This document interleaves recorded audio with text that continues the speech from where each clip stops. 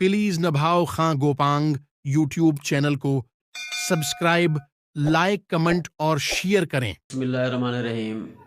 इब्तदा है रब जलील के बाबरकत नाम से जो दिलों के भेद बेहतर जानता है। पाकिस्तान जिंदाबाद, अफवाज पाकिस्तान जिंदाबाद। नाजरीन, इलेक्शन की गहमा गहमी है। अदलिया, इलेक्शन कमीशन, सियासी जमातें, उम्मीदवार, वर्कर, सपोर्टर्स सब अपनी अपनी जगह मसरूफ़ हैं, लेकिन इतनी मसरूफियात में कहीं गलतियां हो रही हैं, कहीं किसी को लाडले के तौर पर ओबलाइज किया जा रहा है। तो मैं आपसे दो बातें शेयर करना चाहता हूं। एक तो ये है कि पीटीआई के जो उम्मीदवार थे उनके कागजात नामजदगी मुस्तरद हुए, अपीलों में चले गए। जब अपीलों के लिए बुलाया गया तो जिसने इतराज़ किया था आरओ ऑफिस में, तो आरओ साहब के सामने उस बंदे ने कहा मैंने तो इतराज़ किया ही नहीं। जिस पर इस बात पर जस्टिस साहब बरहम हो गए और उन्होंने आरओ को कहा कि जब तुम्हें पता ही नहीं कागजात कैसे मुस्तरद होते हैं, कैसे उसको एक्सेप्ट किया जाता है, तुम इलेक्शन के बाद मेरे पास दोबारा आना, ये तुम्हारी समाअत होगी इस केस बारे में। केस था सनम जावेद का। सनम जावेद के कागजात नामजदगी मंजूर हो चुके हैं और उनका मुकाबला मरियम सफदर, नवाज शरीफ की बेटी के साथ टफ मुकाबला है। एक तरफ पीटीआई को खुशखबरियाँ मिलती हैं और उम्मीद है कि भी पीटीआई इस दफ़ा 2018 से भी ज़्यादा मजबूत होकर उभर रही है। ये मैं अपनी बात ज़ाती नहीं कह रहा, ज़मीनी हक़ाइक़ और आवाम के दिलों की जो बातें हैं, आवाम की ज़बान ज़द-ए-आम, क्योंकि कहते हैं कि ज़बान खल्क़ को नकारा खुदा समझो। तो लोगों के दिलों पर इमरान खान छा गया है, पीटीआई छा गया है, क्योंकि जो उन्होंने बयानिया बनाया था कि निशान गया मगर ईमान नहीं गया, हमारी रेड लाइन इमरान खान है, कोई बल्ले का निशान नहीं, बल्ले का निशान छीन लिया तो उसके लिए कोई बात नहीं।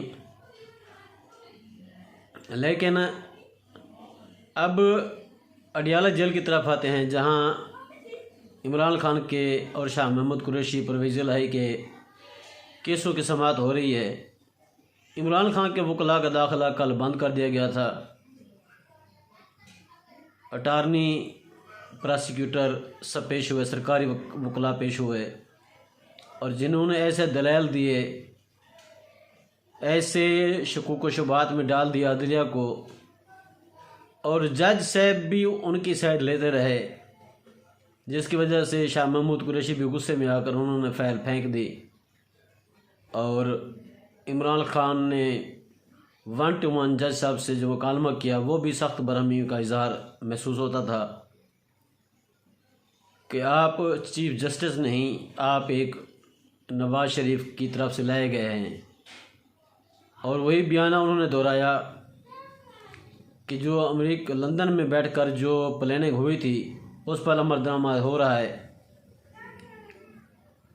तो वो बात क्या थी कि मुझे जेल में डालेंगे, जेल में या तो ये मुझे उम्र कैद कर देंगे या अगर इनसे हो सका, ऐसे इनके पास केस बन चुके जिसमें ये मुझे सज़ाए मौत भी दे सकते हैं। और नाज़रीन, बिल्कुल ऐसे ही है। एक शख्स ज़मान पार्क में बैठा है, उसके ऊपर 200 से ज़्यादा ऊपर केस हुए हैं और अदलिया उन पर समाअत कर रही है। मैं कानून को चैलेंज नहीं करता, रियासती इदारों के साथ टकराव अच्छा नहीं होता, रियासती इदारों के साथ मिलकर चलना पड़ता है, कानून रूल्स एंड लॉ को साथ लेकर चलना पड़ता है। कोई मुल्क बगैर इंसाफ के नहीं चलता। लेकिन जहां एक बंदे का पता भी हो, जदीद टेक्नोलॉजी के साथ पता भी हो कि 24 आवर वो ज़मान पार्क में बैठा है, फिर भी उसके ऊपर 200 से अबव FIR हो जाएं और ऐसी दफ़ात लगाई जाएं दहशत गर्दी की کہ تاکہ وہ ساری زندگی جیل میں کاٹے یا کہیں ایسے شواہد بن جائیں یا بنائے جائیں تاکہ اس کو عمر سزائے موت ہو جائے، نہ رہے گا بانس نہ بجے گی بانسری۔ ناظرین، یہی حالت پاکستان کی سیاسی حالت ہے۔ پاکستان میں اس وقت پی ٹی آئی کو ختم کرنے کی جو کوشش ہے وہ نون لیگ نے جتنے گنا زیادہ کا اتنا کر لی ہے، تیز کر لی ہے۔ دامے در میں سکھ نے ہر قسم کے پلیٹ فارم سے وہ ان کو ختم کرنے کی سازش میں ہیں۔ لیکن ہاں، ایک بات آپ بتاؤں کہ سپرنٹینڈنٹ جیل کا رویہ بھی عمران خان کے ساتھ سخت ہے، ناروا سلوک سے تنگ۔ اگر وہ پوچھتے ہیں کہ تم سرکاری ملازم ہو یا نواز شریف کے ملازم ہو، عمران خان کو 9/11 کی جو کال کوٹری دی گئی ہے تو وہاں پر وہ کیسے اپنے آپ کو مینٹین کر رہا ہے، مضبوط اعصاب رکھنے کے لیے ایکسرسائز بھی کرتا ہے۔ دوسری طرف آئیے تو سیاسی جلسے جلوس ہو رہے ہیں زور شور سے، سیاسی گہما گہمی ہے، ریلیاں نکالی جا رہی ہیں، دھڑے اور جوڑ توڑ ہو رہی ہے نچلی سطح پر۔ چھوٹے چھوٹے چیئرمین، کونسلر جو بھی ہیں ان کو توڑ کر اپنے ساتھ ملا کر مسلم لیگ نون کے جو کینڈیڈیٹ ہیں وہ جیتنے کی کوشش تو کر رہے ہیں، لیکن عوام نے مہنگائی کی چکی میں پسی عوام نے ان کو ریجیکٹ کر دیا ہے میرے خیال میں۔ دوسری طرف یہ بھی بات ہے کہ پیپلز پارٹی کی اتنی خاموشی، فل خاموشی تو نہیں ہے پوری طرح، لیکن تھوڑی جو خاموشی ہے وہ کچھ اتحاد کی طرف لے جا کر رہی ہے کہ وہ آزاد امیدواروں کو خریدنے کے چکر میں ہیں یا ان کو اپنے ساتھ لے کر چلنے کے چکر میں ہیں۔ تو میرے خیال میں آصف زرداری کوئی نہ کوئی ایک انہونی کو ہونی کرنے میں کامیاب ہو سکتے ہیں، کیونکہ زرداری صاحب ایسا پتہ پھینکتے ہیں جو کسی کی سوچ میں نہیں ہوتا۔ بہرحال وہ تو 8 فروری کی شام کو پتہ لگ جائے گا، لیکن عمران خان کے ساتھ یہ جو اور ان کے کارکنوں کو اٹھانا، ابھی تک بھی وہ کارروائیاں ہو رہی ہیں۔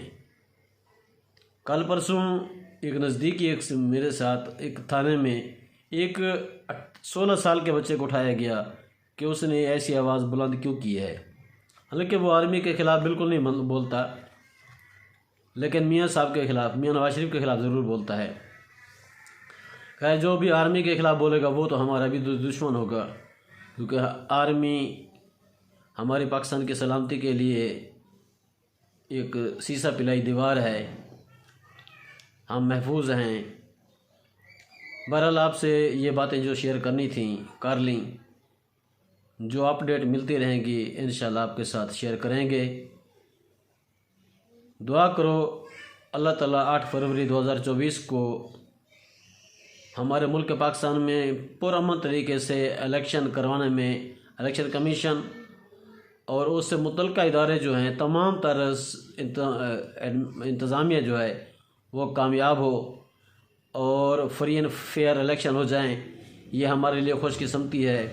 آگے جو ہوگا دیکھا جائے گا، فی الحال تک اتنا ہی کافی ہے۔ انشاءاللہ العزیز پھر ملیں گے، اللہ حافظ۔